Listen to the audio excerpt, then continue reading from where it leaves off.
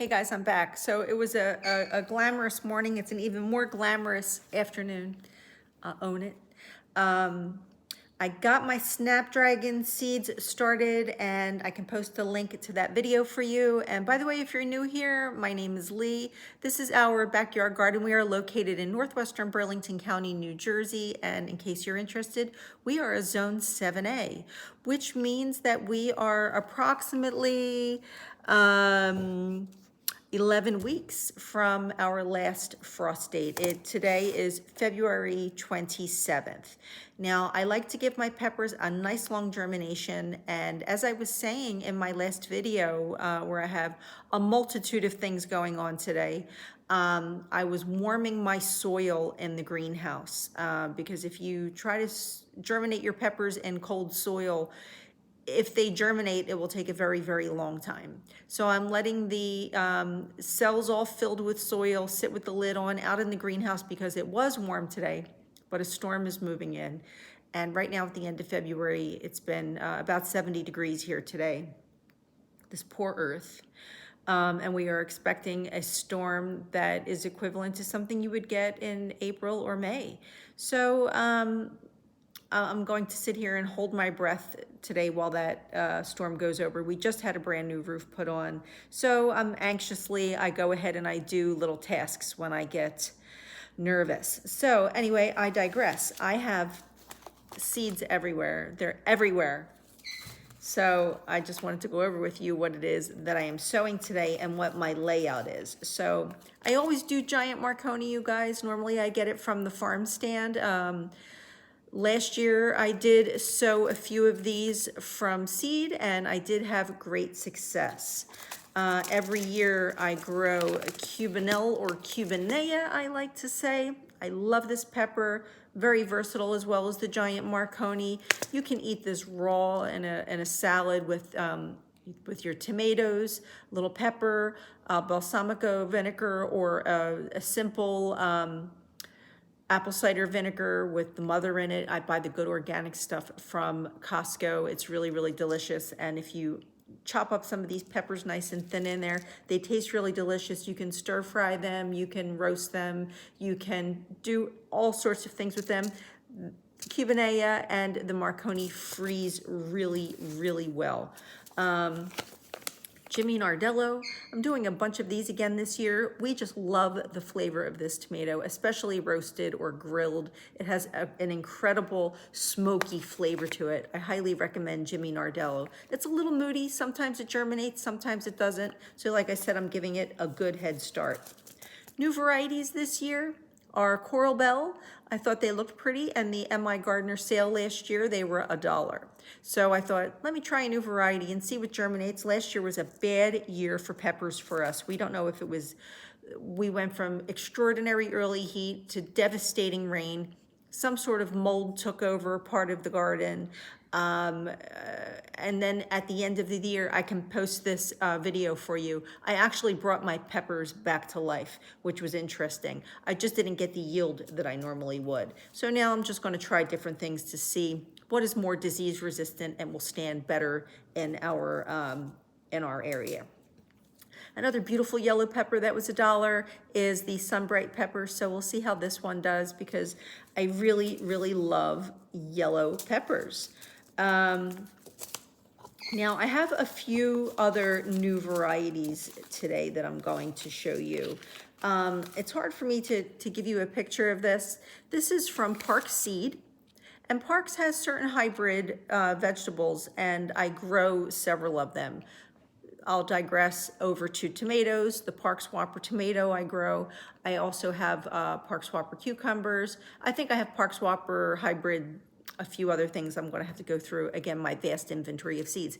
Anyway, I'm trying the Park Swapper 2 green bell pepper this year, and I'm really, really hopeful for it because their stuff is usually pretty good.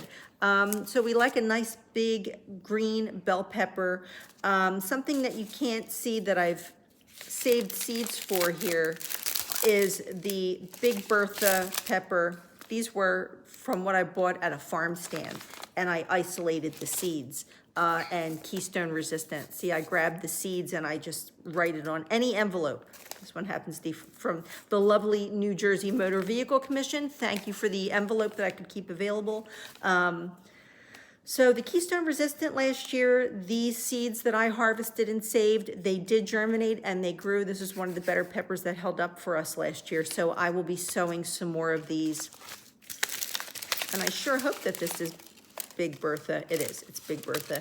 I wrote it on the inside of the envelope. And there's a ton. I mean, you guys know one bell pepper, you have all of those seeds in the top. So any bell pepper, you can try to harvest the seeds. Just remember, as soon as you cut that top off and you expose the seeds, you know, pop them off onto a single file on a paper towel and let them dry out in indirect sunlight, someplace where they won't be moist, and you can get them nice and dry, and then you can store them for the next year. So they're basically large, dark green peppers, and they have, one has 3 lobes and the other has 4. Big Bertha, I can't remember if it's Big Bertha or Keystone Resistant at this point. One of them turns red. Absolutely incredible smoky flavor, everything you want in a bell pepper, perfect for stuffing, chopping, sauteing, all the things that you can do with peppers. I highly recommend those too. Now, California Golden Wonder, I normally buy this at the farm stand. The year before last, I bought one. It was very hard to find. It seemed like the peppers were, they might have been sick when I bought them. I went ahead and bought them anyway. I don't know if they contributed to what was happening in the garden with some peppers with some sickness with the bell peppers.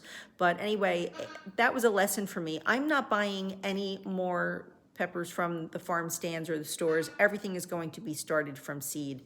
And I love the California Golden Wonder bell pepper, but I think this may have been some culprit into adding something into some sickness. I really do think so.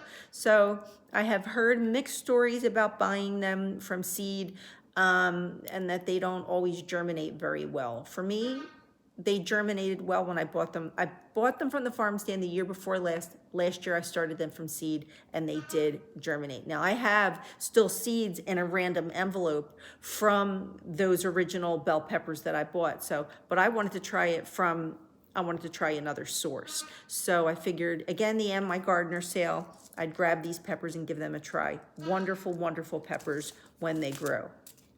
Jalapeno is forever one of my favorite peppers. Again, these grow. Once this plant gets started by August, you are producing massive amounts of peppers on each plant. They become very heavy.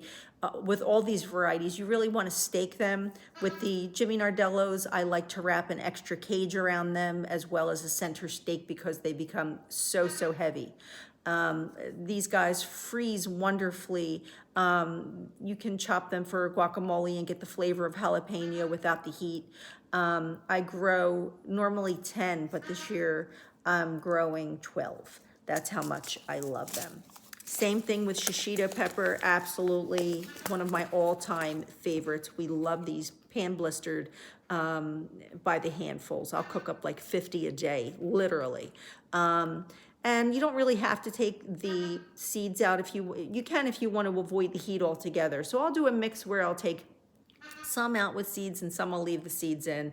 And, you know, depending on what happens to them, what your climate is in a year can affect the capsaicin load in a pepper, in case you didn't know that. If your pepper plant gets damaged or knocked down in any way, the plant sends out capsaicin. That's what we read anyway. So, and I can attest to the fact that once we had a jalapeno, a regular jalapeno and a regular serrano go down in a terrible summer storm, we were able to pick them back up and get them back in the ground.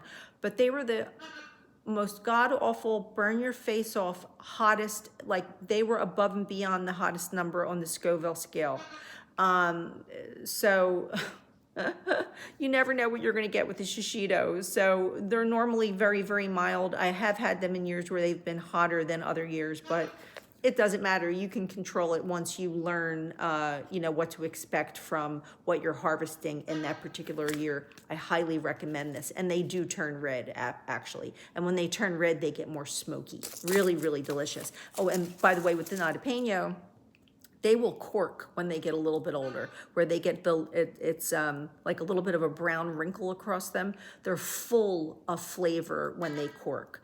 I don't always let them get to that point. You'll notice that sometimes they're a deep green, sometimes they even turn a little bit purple. So don't be afraid of the color variations in your jalapenos or your Shashitos.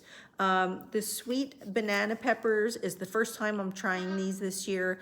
I don't know why, I've never tried them before, but banana peppers are good. We all know what they taste like. For some reason, Botanical Interest has elected to pellet these seeds. So I did get this last year. I direct sowed 2 of them and they did germinate, but it was too late in the season for me to get anything out of it. So this year I'm looking forward to starting 6 of these. Now, everyone in the world who orders peppers from, or orders seeds from Baker Creek has probably got the free daytail pepper. We started to sow them last year, but the place where we sowed them got waterlogged and the peppers never grew, but they did germinate. Now, I've heard mixed reviews about, I'm sorry, we have birds in the background. Aki, be quiet. Someone said that they're like ear bending and we get comments about the birds. So I'm sorry, you guys, I cannot stop the birds. Anyway, I've heard mixed reviews about the daytail pepper, that some say it's fruity, some say it's burn your face off hot. I really don't like hot peppers to this extent where they're like top of the Scoville scale. John wants to try them. I think they're probably going to taste more like a habanero where they have that little bit of a fruity tropical heat. Now, I liked Scotch bonnets that we had in Jamaica one year. I liked them so much that we grew them. Well, they were so hot, but they just had some crazy fruity flavor. And I have a feeling that these peppers are going to be the same, but I've heard different reviews. Hopefully this summer you'll hear my review on the daytail pepper, but I have like 3 packs of these things. So I'm either going to try them and decide if I'm going to give those other peppers away or something. So I'm starting to actually get a collection of daytail peppers though. Total sidebar. I'm so grateful that Baker Creek is willing to give us free seeds. I love it when I get Merlot lettuce. I love it when I get all sorts of lettuces or maybe some flowers. Like one year I got aster, another year I got phlox. I have tons of free seeds, different carrots. But the daytail peppers, and I have a suitcase full of Mizuna. Again, I'm grateful for it, but I don't know why they keep giving out the same thing over and over. I just wish they would try something else. Oh, and spoon tomatoes. I'm not going to grow the spoon tomatoes, you guys. Farmer John said no, because they become too weedy and they too happily volunteer. So anyway, last pepper that's going into this batch is the Pepperoncini. I'm going to try different things with these. I will pickle some. It'll be my first time pickling anything, except for my brain, but that's another story altogether. Just kidding. But yeah, so I love pepperoncinis on the side of salad and things of that sort, so we're going to try them in different ways. I'm going to grow 6 of these guys. Now, since I have a whole entire flat started that is all long germination, I'm also going to do my eggplant in the same starter tray. So it can be frustrating, you guys, if you're new to starting seeds, that maybe you might try to grow peppers and tomatoes under the same dome, and you'll realize that your tomatoes germinated and your peppers didn't, but you need to keep the dome on, but your tomatoes need oxygen, and now you don't have enough space to do both. You have to really, I don't want to say have to, because I never like to tell people what to do or suggest that I'm teaching you. But I would highly recommend, I learned the hard way years ago, to not try to germinate your peppers or eggplants in with your tomatoes. Leave the tomatoes out of the equation. And if you're trying cucumbers for the first time, you want to germinate them on their own as well. And then cucumbers are great for direct sowing eventually, so you could do them in succession. But I will be getting to that in a future video. So back to the eggplant story. John absolutely loves, Farmer John loves the Casper eggplant. This has a little bit of a different flavor than your ordinary eggplant. It has almost a little bit of a mushroomy flavor to it. It is absolutely delicious, grilled, roasted, sauteed. You can do anything with it. It's a small to medium-sized fruit. It does get a little bit of a beige blemish on it from any kind of pest pressure that you may have. And the leaves are susceptible, as well as any of these eggplants I'm about to show you, to the flea beetle. Normally the flea beetle will stick to the leaves and do a lot of damage to the leaves, but we've been spraying with spinosad and it has helped to keep the leaves more healthy. Squash bugs and cucumber beetles like these as well, harlequin bugs, oh, and the Colorado potato beetle love eggplants. So if you're growing eggplant for the first time, they are something that you're going to want to manage. Another big success story in our garden is the beautiful Alberene colored to pink Rosita eggplant. This is a medium to large size fruit, and it's best harvested when it is younger and full of color. When it starts to get too large, it gets very seedy inside, and you'll know because it will start to blanch out on its skin, meaning that it'll start to get very, very pale and it will become pink. The inside of it will become a little bit more spongy and tough than if you harvest it while it's somewhat younger and in more of a pristine condition. Probably, you know, about this big. So like maybe 6 to 8 inches. They will grow to a foot if you let them go, but these are not like the big dark eggplants where they can handle that kind of size. Get this one while it's still fairly young. Now this is a new eggplant that we're trying this year from MI Gardener. Again, it was on sale, and because I am forever on a quest for the best fruit and vegetable to grow, I thought, let me take this chance for $1 and try a new eggplant variety. So it looks like some sort of an Italian variety of eggplant with its striated fruit and color. It's probably going to be similar in size and flavor to the Rosita. Maybe next year I'll grow a dark purple and almost black eggplant if I can make the room, because I always need an excuse to expand the garden. So now I'm going to flip you around and I'm going to show you what my layout will be. And this is just a mock-up because my actual tray is in the greenhouse, like I said, and the soil is warming up. So let's take a look at the tray and figure out how many of each we will be growing. So I've basically looked at the size of the trays that I'll be growing things in, and I figured out how many I'm going to need so I could get all of my name tags ready. It'll be quicker for me to get the cells filled with soil and then just know how many seeds I'm going to need of each. So really most things I will be starting 3 plants of each, except for the Nardellos is going to get 6. Shashita is going to get 12.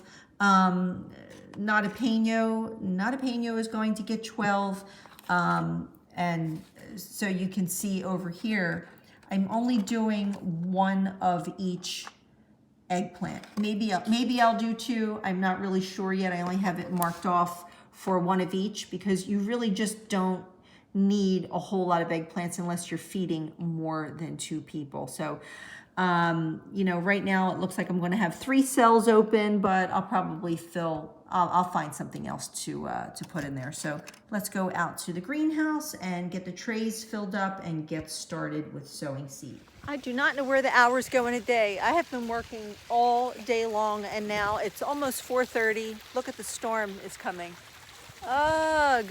All right, so I have to get these peppers spritzed with some water before I close their lid and take them in the house, and then I have to close up the greenhouse, batten down the hatches, and get ready to deal with this storm. So, yay, guys, this is my 2nd tray today. Well, actually, it's my 3rd because I did a tray of Nigella as well, and I direct sowed some of that as well as all of my Snapdragons today. So, a productive day. So let's get a closer look at what I did. So just like I did the Snapdragons earlier, I have marked out all of my spaces. Everything got a tag, so I know, you know, basically most peppers are getting 3 of each variety. I decided to go with 2 plants for each eggplant. The only thing that's getting an abundance of trays is NaAp and Shashita. Let's go see the geese. Oh, I love the geese.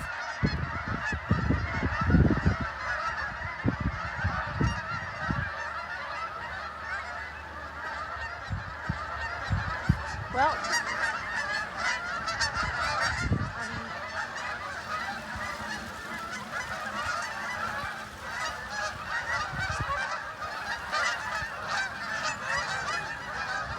look at the storm clouds. It's only February.